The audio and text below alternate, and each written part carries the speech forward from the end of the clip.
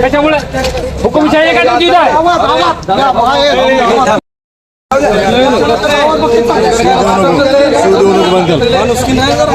माणूस काय म्हणजे काय बोलायचं फक्त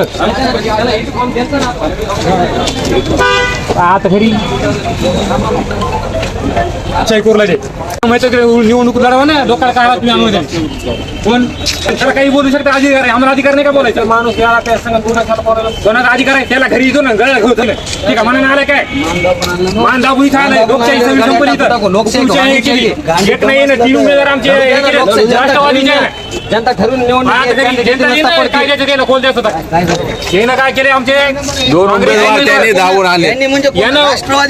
राष्ट्रवादी काँग्रेसचे विजय माणिकराव भांबळे आणि त्याचे भाऊ बाळासाहेब भांबळे याने आमचे उमेदवार गळ्याला धरून इथं आणून त्याचे जबरदस्तीने फॉर्म माघारी घ्यायला लावले आणि इथं आम्ही त्यांना विचारणा केली आम्ही आमच्या उमेदवार बोललो आलो तर हे काय करायला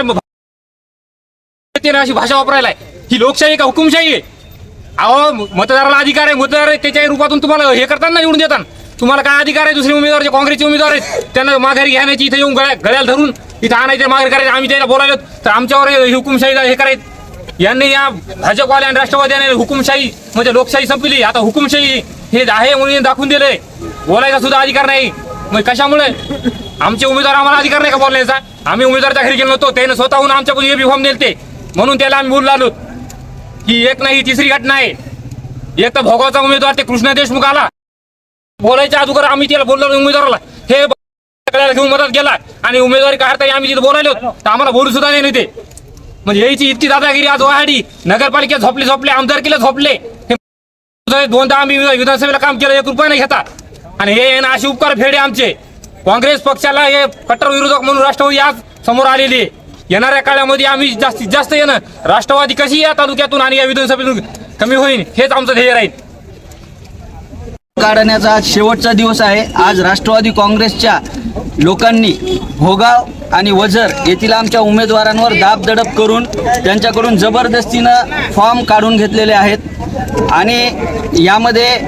आत्ता वझरच्या उमेदवाराचा फॉर्म काढून घेतलेला आहे त्याच्या अक्षरशः असं गळा दाबून पाठीमागं मानेला दाबून त्याला मध्ये घेऊन गेलेले ते आम्ही त्यांना बोलण्याचा प्रयत्न केला परंतु ते त्याला असं जबरदस्तीनं धरून ओढत नेत होते ते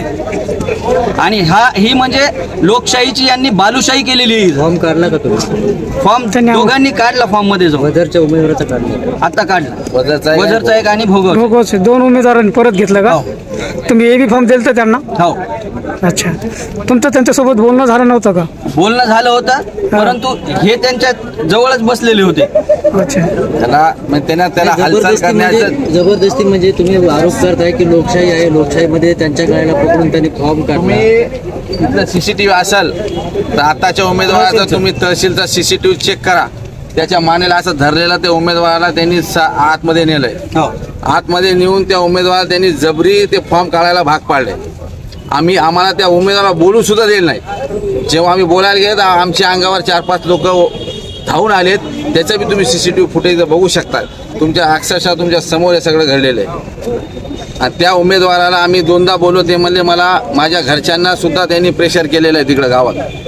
म्हणजे एवढी दादागिरी झालेली आहे एवढ्या दादागिरीमध्ये जर का लोकशाही टिकत नसेल तर मग पुढं या भविष्यात आमच्यासारख्यांचा काही अस्तित्व राहणार नाही तर आमची प्रशासनाला मान्य